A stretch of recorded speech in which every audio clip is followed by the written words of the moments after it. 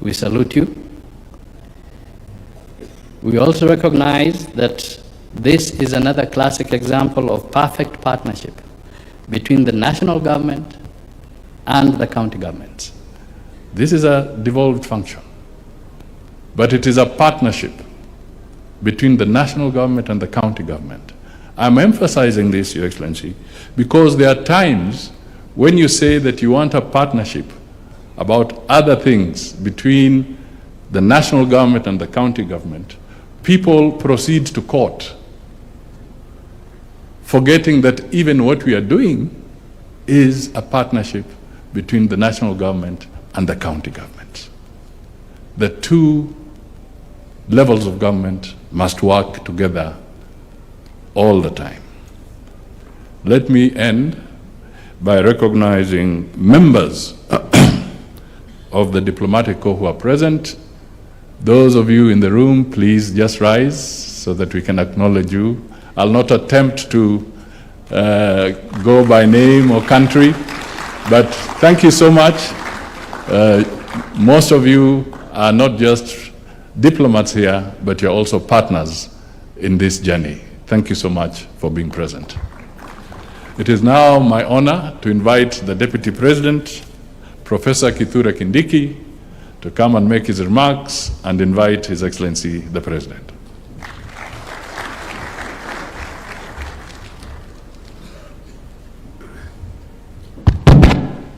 Kenya hoye!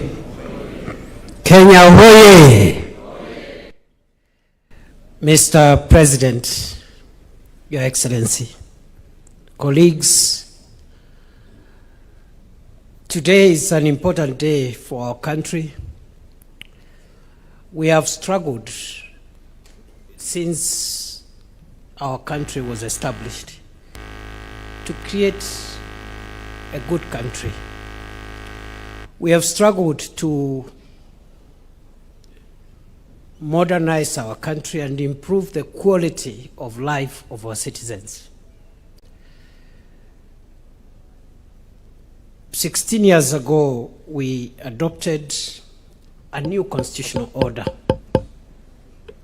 The summary of that constitution envisages a Kenya which is democratic, but also a Kenya where the citizen is empowered economically.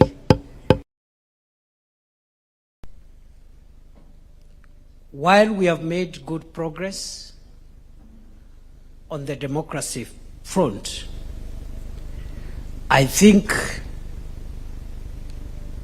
Your Excellency, the last 4 years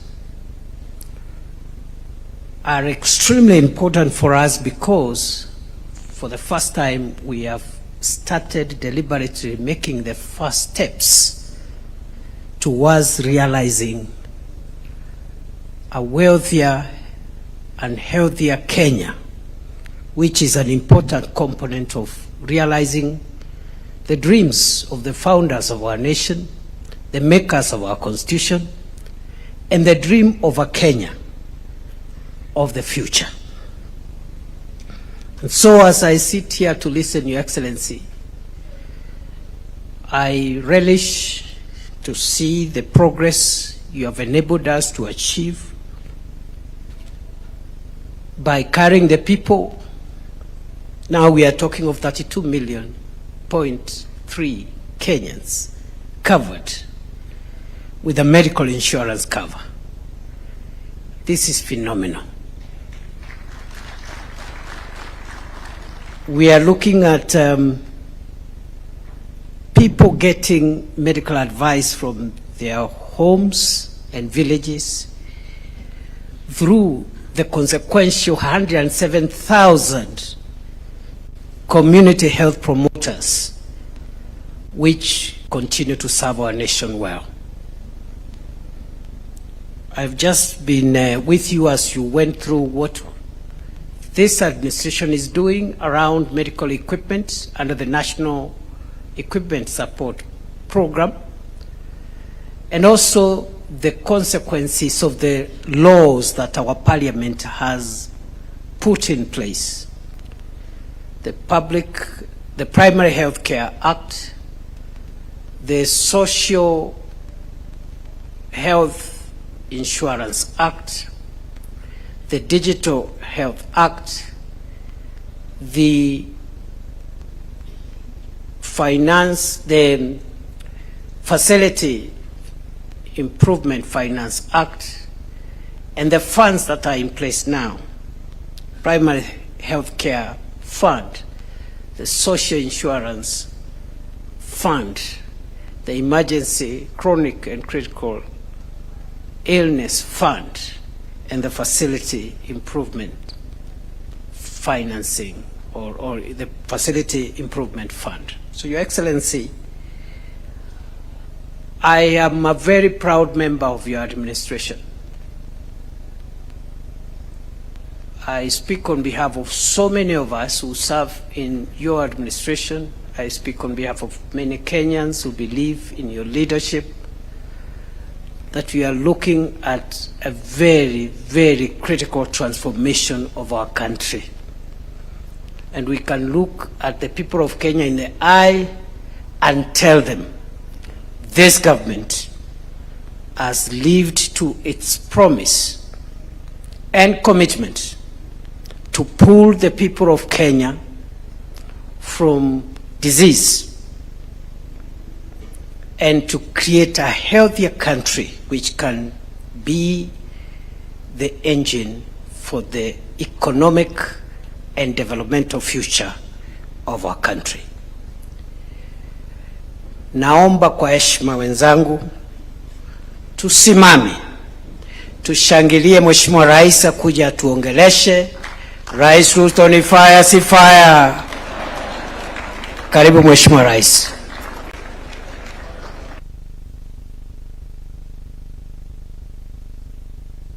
Asante sana Bwana Deputy President. Huyu Deputy President ni fire si fire? Tafadhali tuketi, asanteni sana. Thank you very much. Let's take our seats. Distinguished guests, ladies and gentlemen, there are promises governments make because they are popular. Others because they are convenient.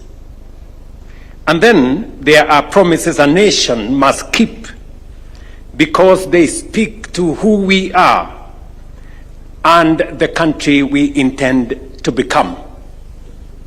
Universal health coverage is one such promise. For years, Kenya lived with a contradiction we should never have accepted: that access to health could depend on the size of a citizen's wallet.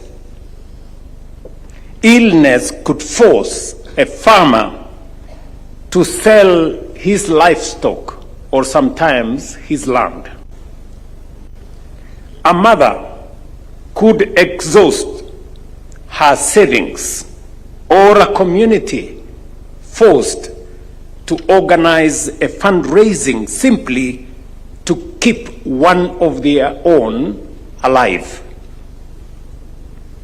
Too often, treatment became a debt and sickness a pathway to poverty. That was wrong. It was also unjust. 16 years ago, through Article 43 of our Constitution, Kenyans made a solemn promise to one another. And that promise, the right to the highest attainable standard of health, was inscribed in our supreme law, and that no person shall be denied emergency medical treatment. That is not an aspiration. It is a constitutional command. That command informed the promise we made when I sought your mandate in 2022. Universal health coverage was one of the 5 pillars of our bottom-up economic transformation agenda, because economic empowerment means little when illness can wipe out a family's savings or push citizens into poverty. Yet, by 2022, barely 1 in 4 Kenyans had health insurance, and fewer than 1 in 20 among the poorest households. Millions paid out of pocket, borrowed, sold assets, organized harambes, or simply stayed away from hospital because they could not afford.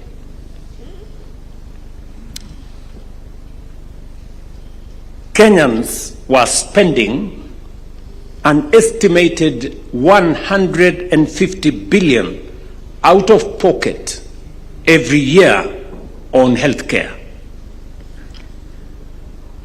The problem went beyond financing.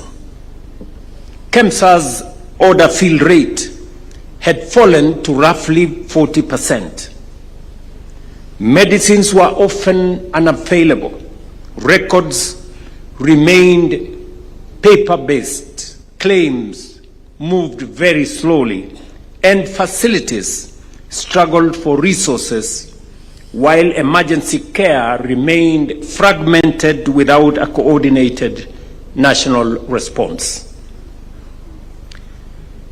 We resolved to build that system from the bottom up, not to patch the old one, simply rename it or make another promise about it, but to fundamentally change it. On the 19th of October 2023, I signed 4 landmark laws that created the legal architecture for universal health coverage that replaced the NHIF Act. The Primary Healthcare Act strengthened preventive and community health care, while mainstreaming the place of our community health promoters. The Social Health Insurance Act replaced NHIF with SHA and established dedicated funds for primary health care, social health insurance, and emergency chronic and illness. The Digital Health Act established an integrated digital health system, and the Facilities Improvement Financing Act enabled public health facilities to retain and reinvest their revenues. Together, they transformed our healthcare in terms of financing, delivered and accounted for in Kenya, created the architecture through which we would finally translate Article 43 of our Constitution from a constitutional promise into everyday reality. We call this undertaking Taifa Care, as you all know. What followed has been transformational. And I would argue that alongside affordable housing, universal health coverage is one of the most consequential social transformations we have undertaken as a country. This achievement belongs, above all, to the people of Kenya. It is through your contributions, your taxes, and your participation that we have been able to make possible what our country has aspired for generations. Kwa hivyo, Taifa Care sio zawadi ya serikali kwa wananchi. Ni mfumo ambao Wakenya wenyewe wamejijengea kupitia kwa mchango wao wa mawazo, mchango wao wa pesa na kwa ushirikiano ya Wakenya wote. I consider it one of the greatest privileges of my public service to have been entrusted in our time with helping turn that national aspiration into reality. Across the country today, 107,800 community health promoters are going from household to household, equipped with smartphones and essential kits to find illness before illness becomes a catastrophe, to register households, educate families, screen for disease, monitor mothers and children, identify danger early, and connect families to facilities.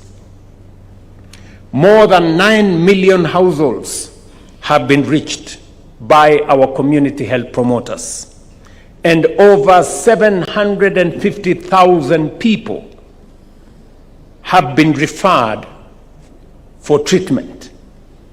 For the first time, we have built a nationwide health network whose first point of contact is not necessarily a hospital bed, but the doorsteps of a Kenyan home. We are reversing the old logic of waiting for people to fall sick, finding hypertension before stroke, diabetes before complication, a high-risk pregnancy before the emergency, and disease before disaster. The national government continues to match county government contribution to CHP or community health promoter stipends shilling by shilling. From this level, when a patient requires further care, the next part of the journey begins. Through the Primary Health Care Fund, eligible services at level 2 and 3 dispensaries and some level 4 health centers are financed by government. So far, the fund has received 27.4 billion shillings in budgetary allocation and disbursed 23.3 billion to support more than 20 million outpatient visits, benefiting over 15 million Kenyans. As we said, walk in, receive treatment, walk out, just as we promised. And I want to commend facilities, both public and private and faith-based, for working with us on this endeavor. This is a fundamental shift. Prevent what we can, detect what we cannot prevent, treat early what we detect, and refer efficiently what requires specialized treatment. And when a Kenyan requires admission, surgery, or specialized treatment, the Social Health Insurance Fund provides the next level of protection, built on the principle that everyone should contribute according to their means and their ability, but no one should be denied care merely because they cannot afford it. That is why the government of Kenya has sponsored nearly 560,000 vulnerable households, covering approximately 2.2 million Kenyans, while Lipa Sha Pole Pole enables families in the informal economy to contribute progressively according to their circumstances and means. Today, 32.3 million Kenyans are registered with the Social Health Authority. 8 million have received treatment. More than 1.5 million mothers have been supported to deliver safely, and more than 500,000 surgical procedures have been supported and paid for. These are significant numbers, statistics, as some would say, but behind every number is a human being, an anxious patient, a worried parent, a frightened child, a health worker doing everything possible, and for a life to be restored or saved. Consider, for example, the case of Lydia, an 18-year-old student, and her mother, Naomi Mutendwa Kilunda. When Naomi's assistant chief encouraged her to register with SHA, she enrolled and listed her children as dependents, as is required. She could not have known then how much that decision would matter. Lydia later developed severe breast overgrowth that affected her mobility, her confidence, and her life as a teenage girl. She required specialized surgery at Kenyatta National Hospital costing $168,000, a bill her mother could scarcely have afforded. But because Lydia was covered, her surgery was paid for, and so was her recovery. Today, she is back in school, preparing for her Form 4 examinations. Or consider Christine Awino Onyango, a 42-year-old widow from Kisumu County, diagnosed with stage 2 esophageal cancer. Until recently, Christine would have confronted two enormous burdens: the cost of highly specialized treatment on one hand, and the additional cost of traveling hundreds of kilometers to Nairobi to receive it. Instead, she received specialized care at Jaramogi Oginga Odinga Teaching and Referral Hospital, including surgery, intensive care, and post-operative management. Her medical bill exceeded $250,000, yet her annual SHA contribution was only $7,000. Her bill was paid by SHA. So, when people ask, what happened to the bottom-up promise, to the mama mboga, the border guy, the farmer, and the ordinary working Kenyan? I say this to them: look at Christine, look at Lydia, and consider the millions of Kenyans who can now walk into a health facility and receive care. What could be more bottom-up than that? That is the transformation we promised. It is the transformation we have delivered. But the journey does not stop there.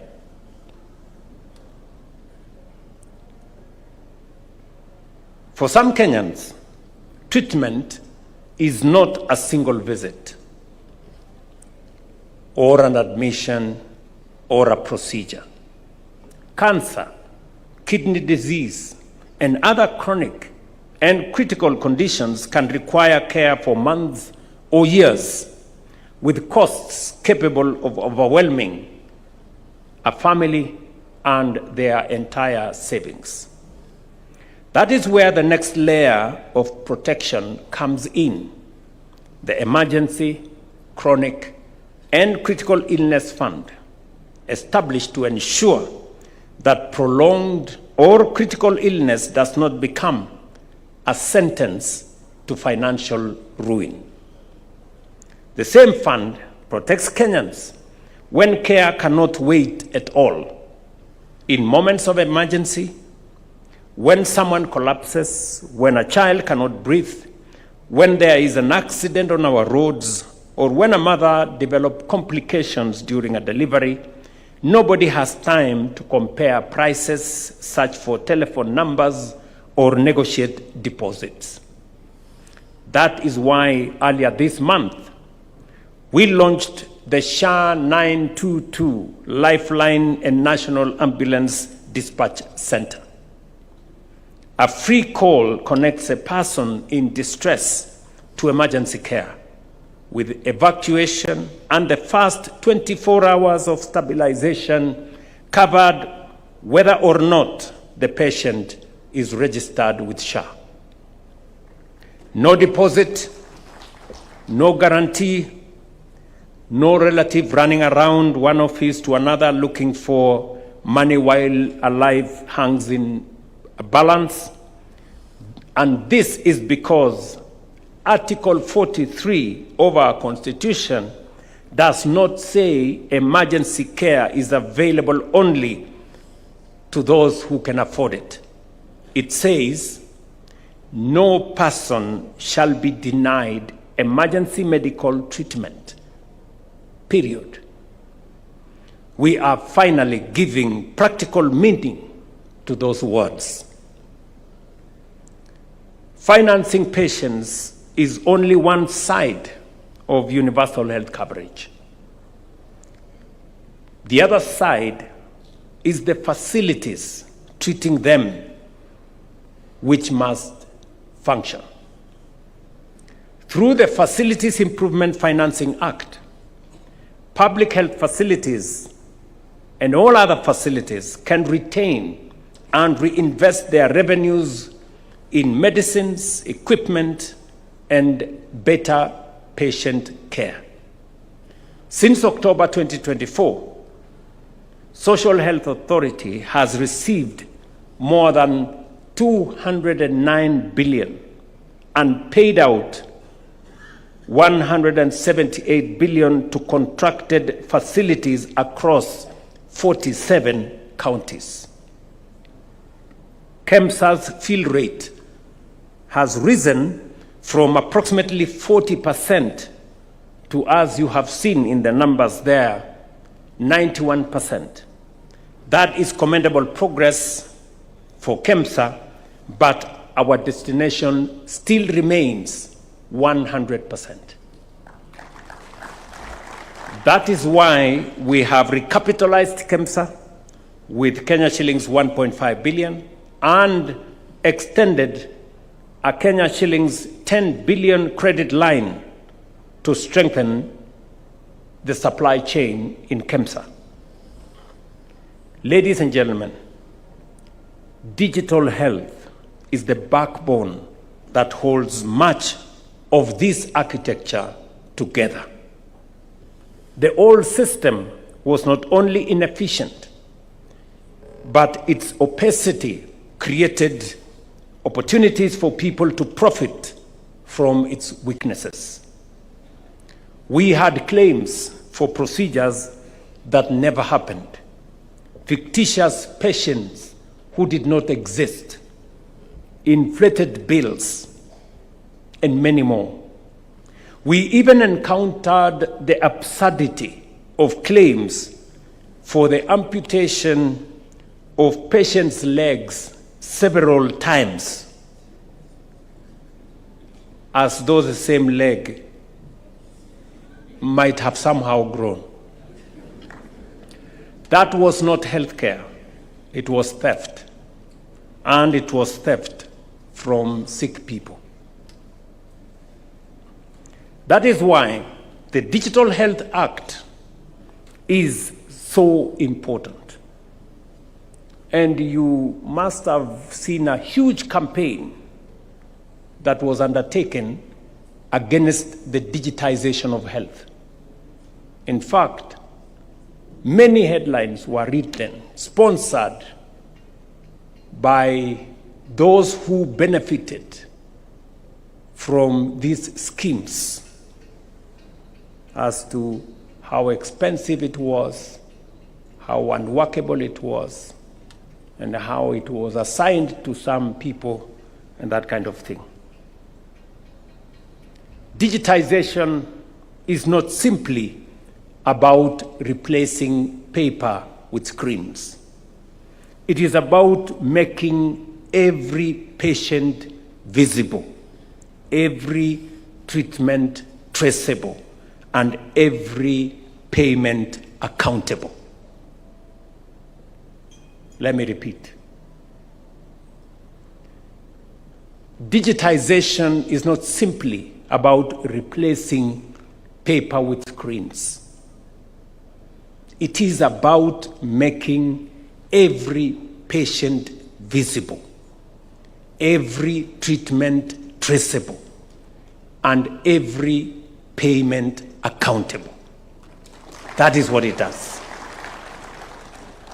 And as I have said, this whole process, the heart of it, is our digitization process.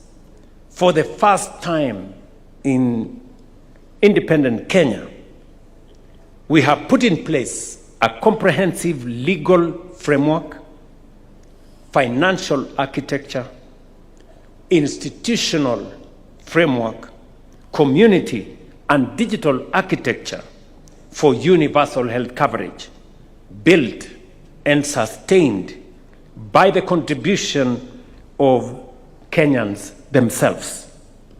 We have crossed a historic threshold. Just imagine what we have done. You know, when we asked the people of Kenya that we need to change the contribution metrics so that instead of contributing a fixed amount, let us contribute a percentage of everybody's income. The difference is what you see. We have done so together. I thank our governors and county governments for working hand in hand with the national government to make universal health coverage a reality across our country. And I say this with a lot of humility, that without the participation and the partnership of our county governments, this exercise would have been very difficult. And again, my good friends, the governors and the counties, I want to request you to stand up so that we can do a round of applause to all our counties. Tuwapigie makofi jameni. Thank you very much. You can take your seats. You were not so much interested in where the national government functions and the county government functions stopped or began. Collectively, we were interested in the health of the people of Kenya. And that is why this partnership has given us this result. This is the partnership and the cooperation between our two levels of government that our Constitution envisaged. In our midst, we have also our members of parliament, who I very sincerely thank for debating and shaping and passing the laws that underpin this reform process, as was ably enumerated by the Speaker. Again, to our members of parliament, in both houses, those of you who are represented here, if you can stand up, we have members of parliament in our midst. Thank you very much. Thank you very much. We have both the chair of the Senate and the chair of the National Assembly in our midst. Asanteni sana. Please pass my regards, best wishes, and thanks to all the members of Parliament who, across the aisle, debated these bills, made their contribution in formulating a sound legal framework upon which today we are undertaking this most consequential and transformational program in Kenya. Let me also, in the same spirit, thank my cabinet and principal secretaries. They have put in many hours under the leadership of the Deputy President to streamline and in a very consequential way made proposals on the improvements that were required that were initially captured in our manifesto and progressively shaped into bills that went to Parliament.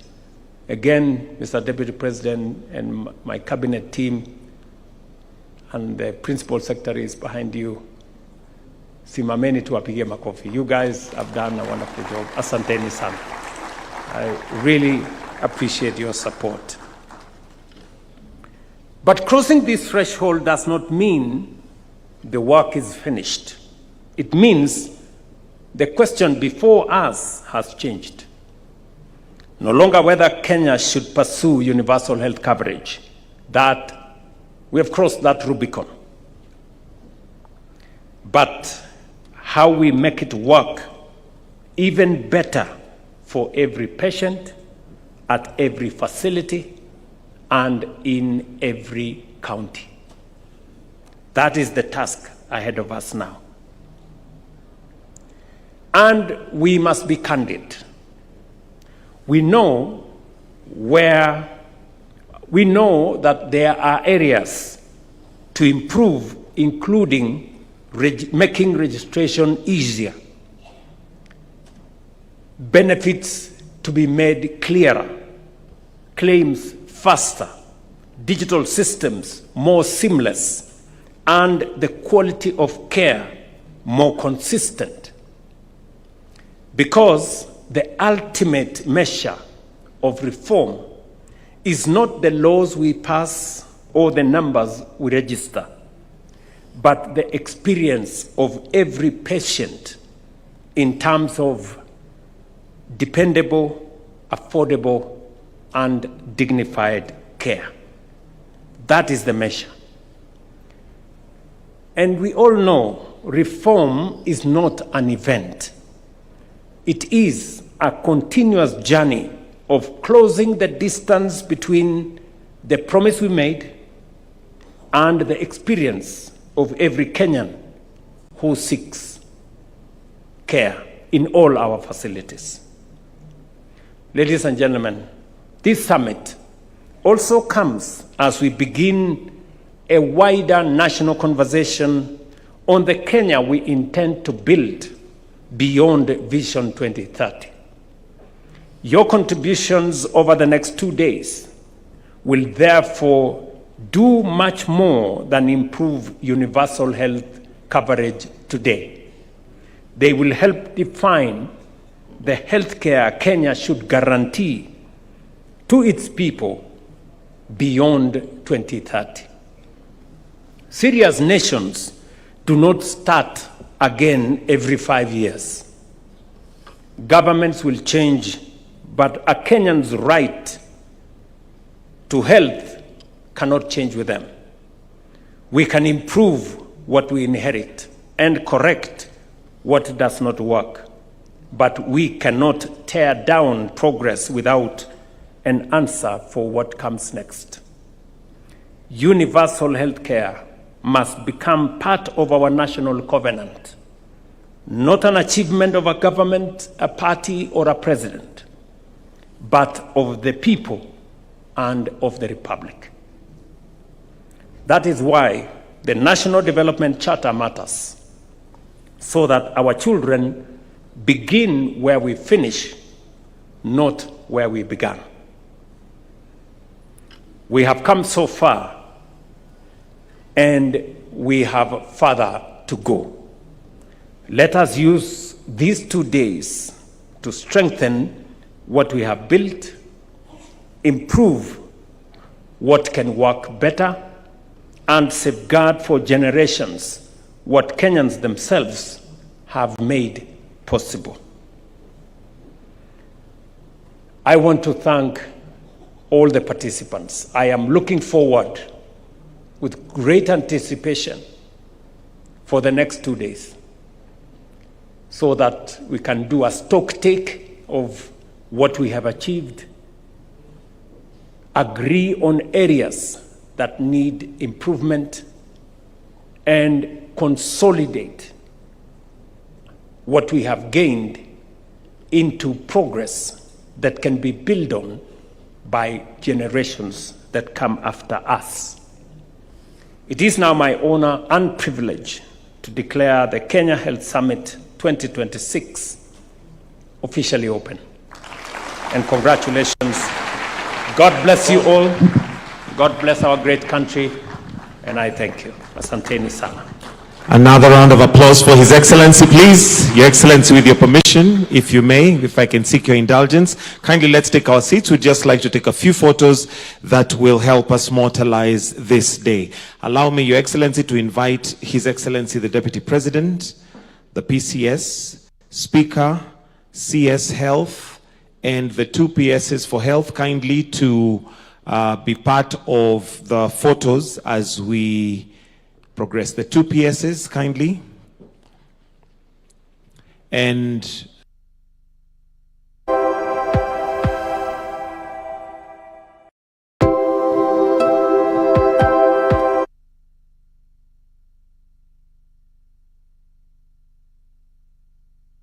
let's proceed to the left of the stage and join in. Actually, let's join in, all governors present.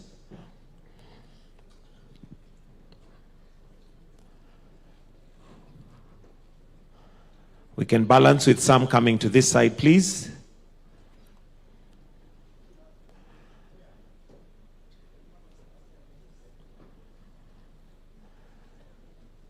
We carried wide lenses today, so we'll all fit.